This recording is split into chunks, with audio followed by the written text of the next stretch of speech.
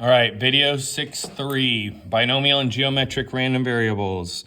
So first of all, what are the conditions for a binomial setting? And then we use an acronym BINS, B-I-N-S. B stands for binary, which means success or failure. So no like 60% things. It's either all the way yes or all the way no. Independent, each trial must be independent of each other in order for there to be binomial distribution, and a fixed number of trials. And then S, the same probability of success for each event. So each event has to have the same probability of success. You can't have 50% and then 30% and then 20%. It's got to be the same percentage across the board. What are the possible values for a binomial random variable? Right now, it's whole values from 0 to whatever n is, the number of trials. But you can't have 0.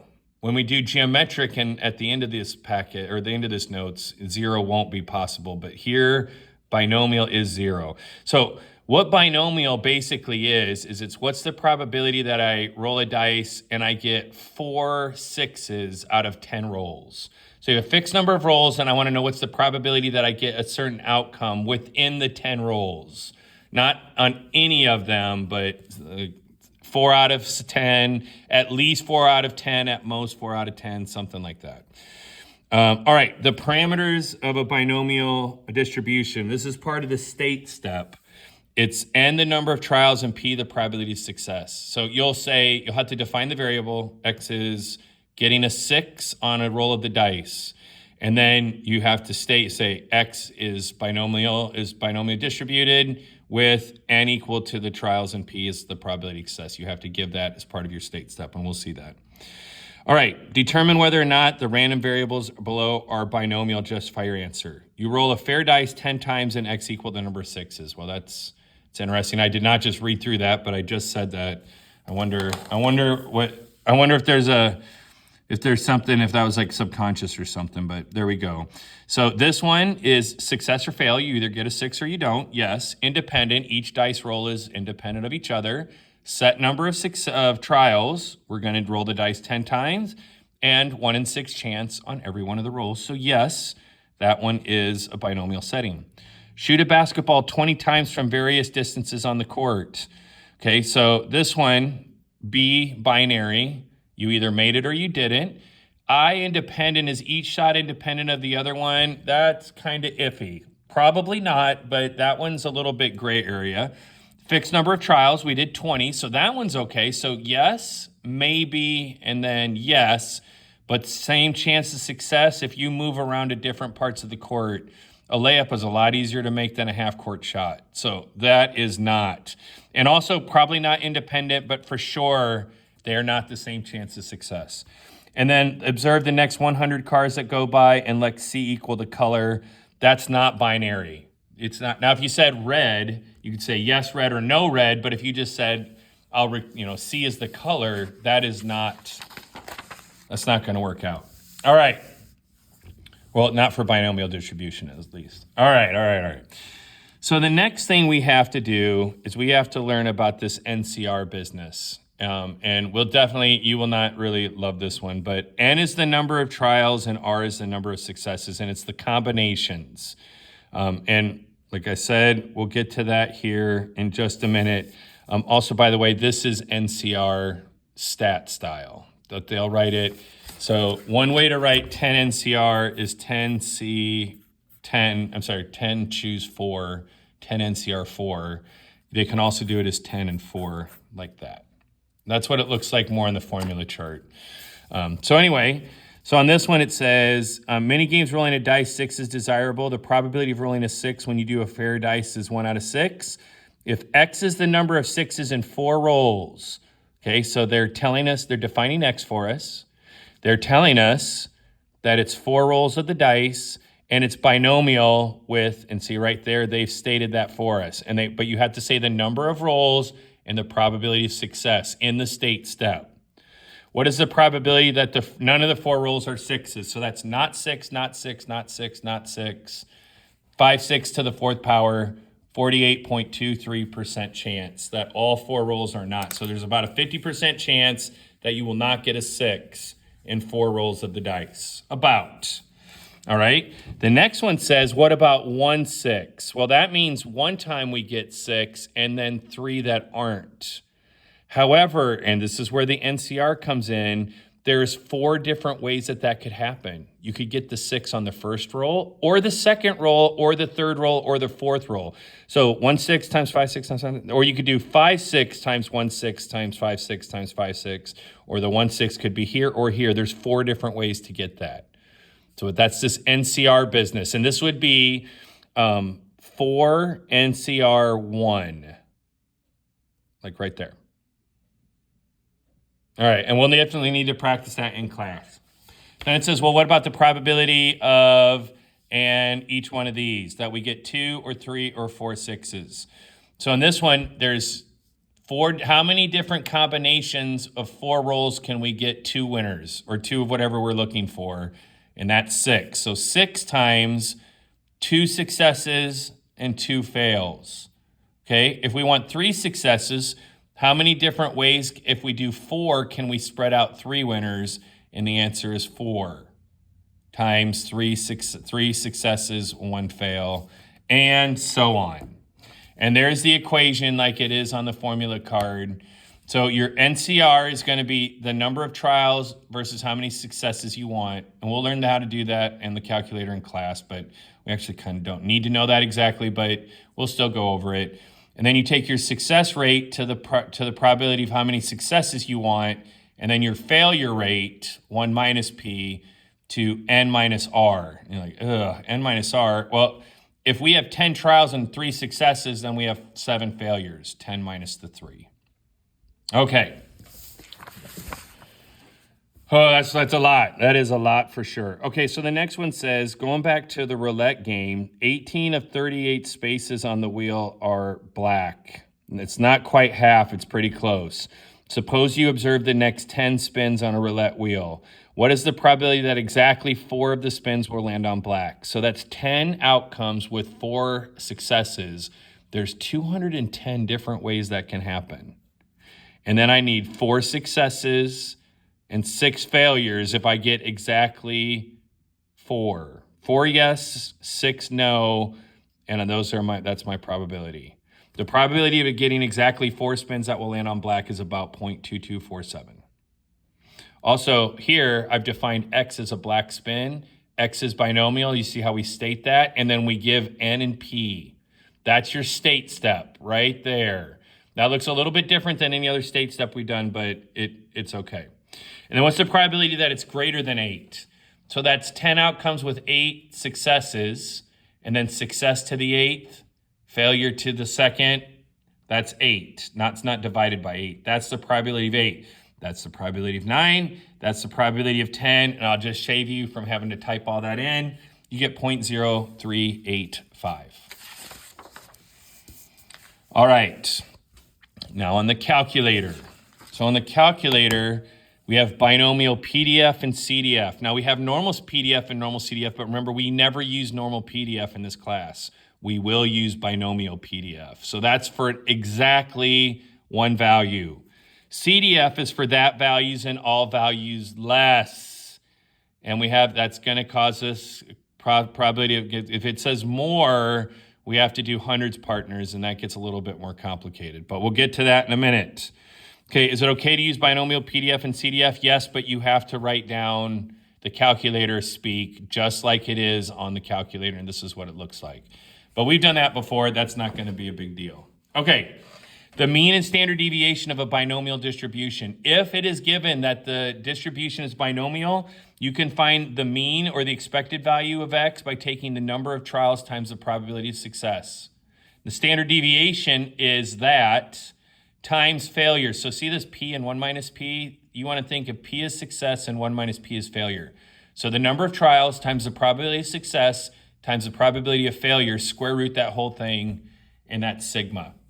And that is on your formula card. So you don't have to memorize that. Conditions for a binomial setting is that the sample size needs to be less than 10% of the total population size. Okay, and that allows for independent trials. And we need that to be the case in order, especially for sigma. Anyway, let's not get into that. All right, so that going back to the roulette, what if let x equals the number of the next 10 spins that land on black? Okay, calculate and interpret the mean of the standard deviation of x. Well, there's 10 trials times the probability of landing on black equals 4.738 spins. That's the mean. Just the number times the probability of success. That's it. Okay? After a large number of groups of 10 spins, we expect about 4.7386 of the 10 to land on black. But it's not a large number of spins, it's a large number of groups of 10 spins, so be careful about that. And then the standard deviation is the number of trials times the success times the failure, and square root that whole mess, and we get this number. If we randomly select one groups of 10 spins, we expect it to be about this far away from the mean. And then this one is within one. So we expected, wait a second, within one standard deviation, sorry. So this is the mean. One standard deviation more would be this mess plus this mess. That's the 6.3 whatever. And one less than the mean would be the mean minus the standard deviation. And that's how we get this messy number. And then we plug that in and we get this value. Also the empirical rule, it would just be 86%. That's just kind of going through that one. All right.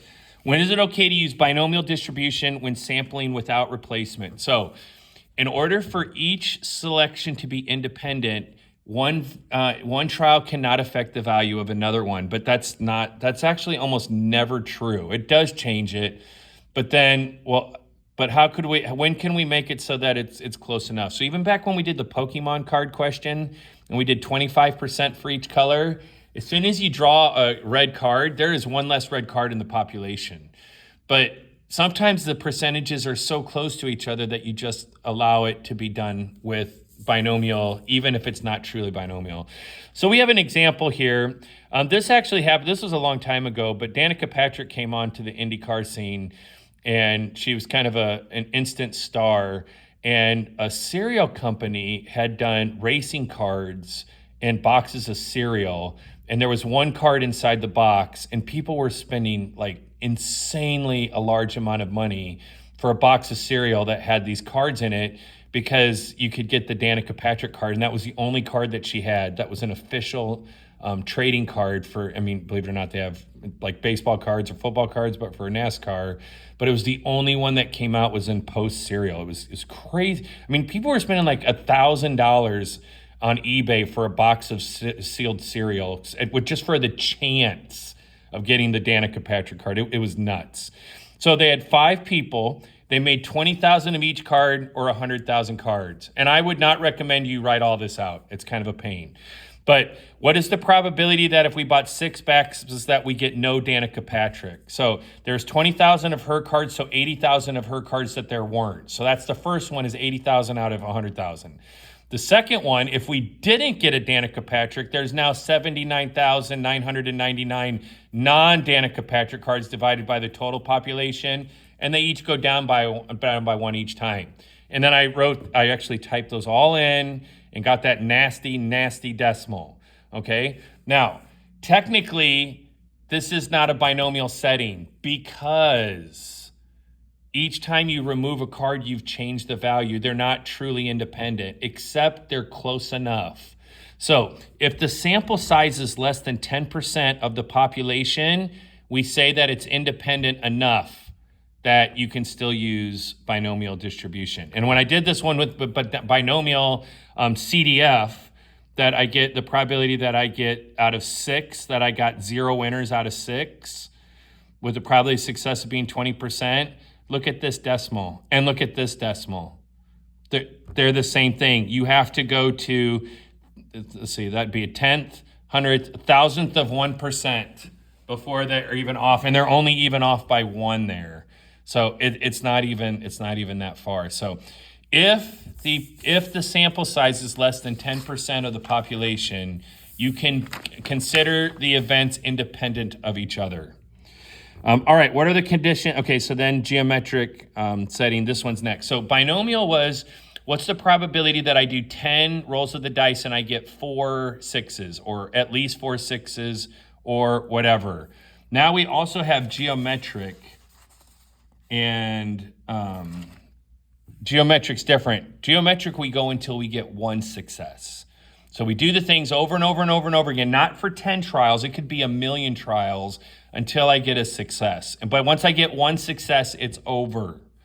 All right, so conditions for the geometric, the trials are independent and they have the same chance of success. There's not as many for these. They have to be independent of each other, same chance of success for each one. Values that they can take, so whole numbers, but no 0. Okay, if I roll a dice 10 times, I can get 0 4s. That's binomial. But if I roll a dice until I get a 4, the smallest is, I can get it on my first roll or my second or third, but there is no 0th roll. And the parameters that you have to give in the state step is just the probability of success. All right, in the board game on Monopoly, one way to get out of jail is to roll doubles. Suppose the player is to stay in jail until he or she rolls doubles. The probability of getting a doubles is 1/6. So this is independent because the rolling of 2 dice are independent of each other. Same chance for success, 1/6. So this is geometric, and the parameter of interest would be your probability of doubles is 1/6. X is the variable, the number of attempts until I get a success, and in this case, my number of attempts until I get a doubles. Find the probability that it takes exactly 3 rolls. Dang it, sorry. It gets exactly 3 rolls or 4 rolls or 5 rolls. So for this, it's a little bit different. We don't have the NCR business because, remember, the success has to be the last outcome. So for 3 trials for it to take, that means it has to go fail, fail, success, which means 2 fails, or the fail to the second power. If it happens on the 4th one, it needs to be 3 fails in a row, then the success. And if it's 100, I need 99 fails in a row, and then success. So there's no this NCR business, which we like better. All right. So, and then this is the formula. So you have a failure to every opportunity except for one, because that one needs to be the success. All right, here's one. I don't understand. This one is missed so much. It's just ridiculous. The mean of X for geometric, it's 1 divided by the probability of success, and that's it. That's all you have to do. That's all you have to do. I don't know. I don't know why that's hard, but apparently it is. Okay, what's the probability that it takes longer than average? So on average, it takes 6 rolls. So we want to know what's the probability, that it takes more than 6 rolls, which is 1 minus the probability that it takes less than 6 rolls. And you say, well, why less than or equal to 6 rolls? Why would we do that?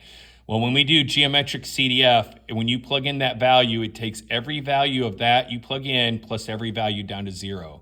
CDF plugs in that value and every value that's less.